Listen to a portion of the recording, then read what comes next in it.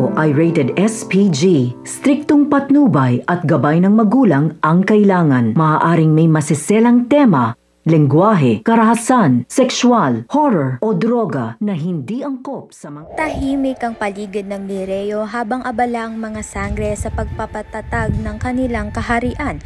Ngunit hindi nila alam ang mismong kaaway ay nasa loob na ng kanilang tahanan. Gamit ang katawan ni Cassiopeia, tahimik na nakapasok itong si Mitena sa buong Encantadia. Hindi siya nagsasalita ng labis, ngunit ang kanyang presensya ay nagsimula ng magdala ng bigat at lungkot sa palasyo. Ang unang naging biktima ay itong si Cassandra, isang inosenteng sangre ng puno ng potensyal at pag-asa para sa hinaharap.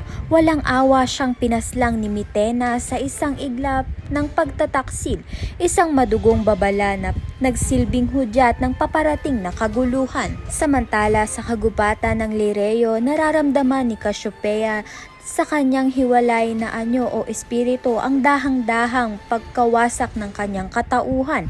Ang kanyang mga pangitain ay hindi na lang babala. Ito na ang nangyayari, at habang lumalakas ang koneksyon niya sa batis ng katotohanan, nagsimula siyang magpumiglas para makalaya at ipahayag ang nangyayari. Walang kaalam-alam ang mga sangre na ang mismong ginagalang nilang si Cassiopeia ay si Mitena na pala. Kaya naman nga't yan at iba pa ang dapat nating pakaabangan. Maraming salamat sa iyong panonood.